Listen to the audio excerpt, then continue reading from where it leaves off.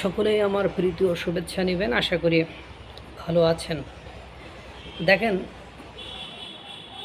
অনেকে মনে করছেন পরাশক্তি চীন কী না কী করে ফেলবে, চীনের এ আছে তা আছে, ভারতের তাদের সে ঘাটতি আছে কমতি আছে, চীন দাপট দেখাইব, খেল দেখাইব, চীন দাপাদাপি করব, লাফালাফি করব, আর ভারত বসে বসে আঙ্গুল ছুঁড়ব। এত সহজ না চান্দু মিয়ারা। ভারত এত সহজ কোনো জিনিস এখন আর নেই।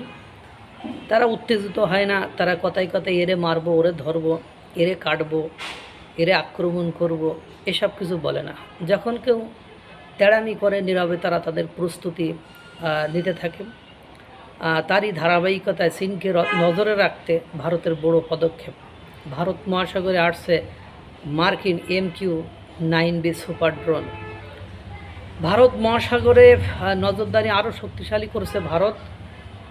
চীনের নৌ তৎপরতা ভারত মহাসাগর ও ইন্দো প্যাসিফিক অঞ্চলে বাড়তে থাকায় ভারতীয় নৌবাহিনী আকাশপথে দীর্ঘ সময় নজরদারির সক্ষমতা বাড়ানোর দিকে এগোচ্ছে।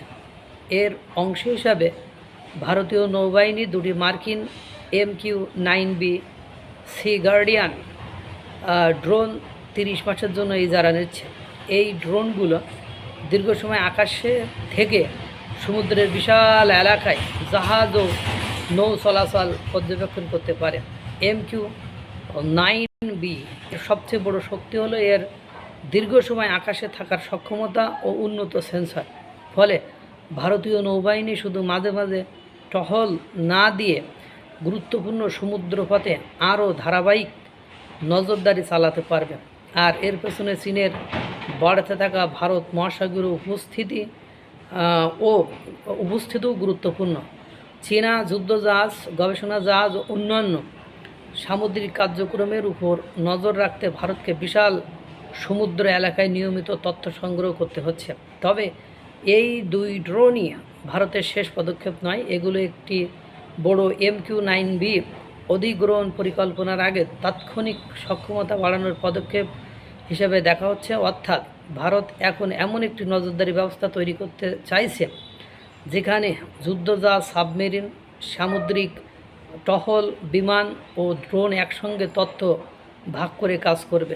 ভারত মহাসাগরে যে আগে দেখতে পাবে সেই কৌশলগতভাবে বড় সুবিধা পাবে, আর ভারত সেই চোখ আরও শক্তিশালী করেছে। এখন এই যে অবস্থা দেখেন কেমনে টাইট দিচ্ছে। সার্জিও গোর এমনি এমনি ভারতকে বন্ধু বলছে না, বা এমনি এমনি সব কিছুতে ভারতের নায়ক বলে মেনে নিচ্ছে না।